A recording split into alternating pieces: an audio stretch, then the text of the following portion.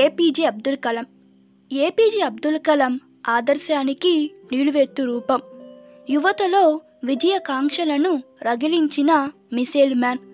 భారత దివంగత మాజీ రాష్ట్రపతి ఏపీజే అబ్దుల్ కలాం ఎందరో యువతకు స్ఫూర్తిని నింపి, కలలంటే నీకు నిద్రలో వచ్చేవి కావు, నిన్ను నిద్రపోనివ్వకుండా చేసేవి అని స్ఫూర్తిని నింపారు అబ్దుల్ కలాం. ఒక శాస్త్రవేత్తగా భారతదేశంలో అబ్దుల్ కలాం సేవలు మరవలేనివి.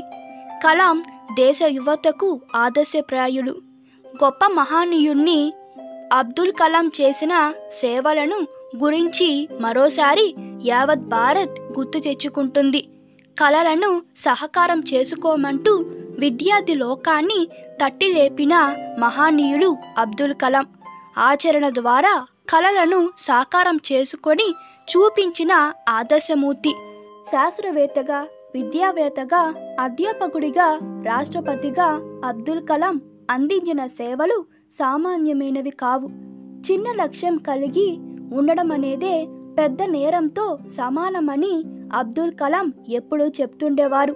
మనం పెద్ద పెద్ద లక్ష్యాలను పెట్టుకొని వాటి కోసం పోరాడాలని చెప్తుండేవారు ఏపీజే అబ్దుల్ కలాం. 1930వ సంవత్సరం అక్టోబర్ 15వ తేదీన తమిళనాడు రాష్ట్రంలో రామేశ్వరంలో జైనులబ్దీన్, ఆసియమ్మ దంపతులకు జన్మించారు. కలాం కుటుంబం పేదరికంలో ఉండడంతో చిన్నతనం నుండే తన అవసరాలకు పేపర్ బాయ్గా పనిచేశారు. 1960 సంవత్సరంలో the Madras institute of technology నుంచి అబ్దుల్ కలాం ఇంజనీర్ పట్టా పొందారు.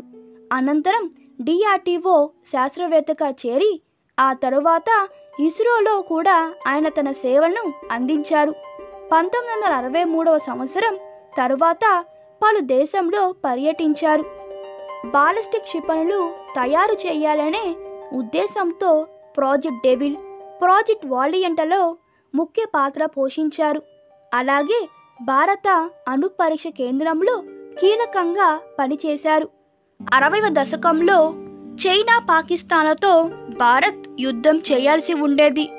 ఆ సమయంలో భారత రక్షణ రంగం మరింత పటిష్టంగా ఉండాలని కలాం గుర్తించారు. ఇందుకోసం ఆయన ఎంతగానో కృషి చేశారు. ఆ సమయంలో కలాం ఇస్రోలో సేవలు అందిస్తూ ఉండేవారు.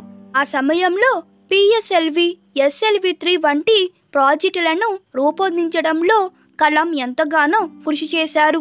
1970 దశకంలో బాలిస్టిక్ క్షిపణులు తయారు చేయాలనే సంకల్పాన్ని అబ్దుల్ కలాం వెల్లడించారు. ప్రాజెక్ట్ డెవిల్, ప్రాజెక్ట్ వాలియంట్లకు రూపకల్పన చేసి ఆ ప్రాజెక్టు విషయంలో అబ్దుల్ కలాం విశేషమైన సేవలందించారు.